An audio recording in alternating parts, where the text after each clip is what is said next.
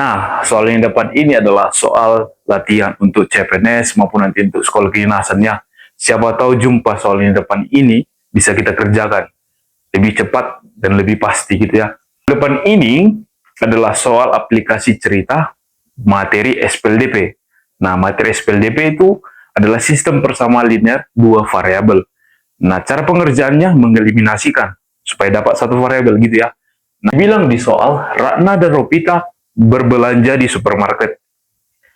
Ratna harus membayar 2.700 untuk membeli 3 bungkus teh celup dan 8 bungkus mie instan. Sedangkan si Ropita membayar 31.800 untuk membeli 4 bungkus teh celup dan 12 bungkus mie instan. Ditanya di soal, berapa yang harus dibayar si Mariana untuk membeli 1 bungkus teh celup dan 4 bungkus mie instan.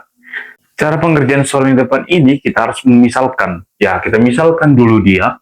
Jadi kita misalkan dulu, dibilang di soal tadi membahas tentang teh celup dan mie instan. Kita misalkan dia X itu adalah teh celup gitu ya. Teh celup. Kemudian yang Y-nya kita misalkan itu adalah mie instan. Mie instan. Oke, kemudian kita kembali lagi ke soal. Bilang si Ratna membayar 22.700 untuk 3 bungkus teh celup, berarti 3X dan 8 bungkus mie instan. 3X tambah 8Y sama dengan harga yang dibayar tadi 22.700 gitu ya. Ini yang pertama.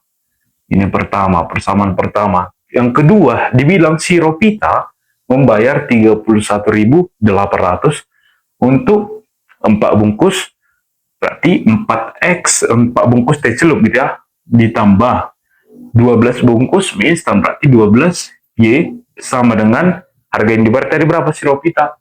31.800. Itu yang kedua.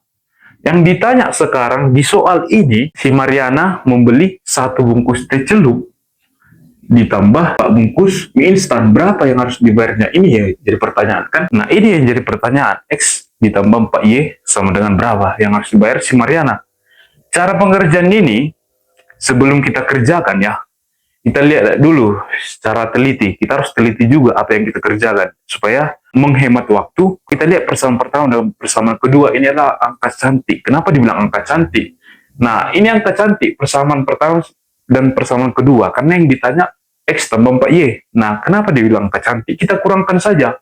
Dari persamaan 2 ke persamaan 1. Persamaan kedua dan pertama, kita balik dia. Dia langsung jumpa. Nah, kalau kita buktikan, berarti kita tulis lagi balik persamaan keduanya.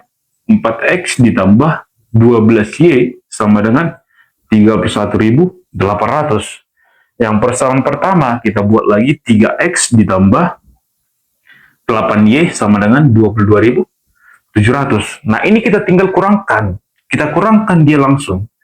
Jadi kita nggak perlu kita kalikan lagi. Terlalu lama dan memperribet cara gitu ya.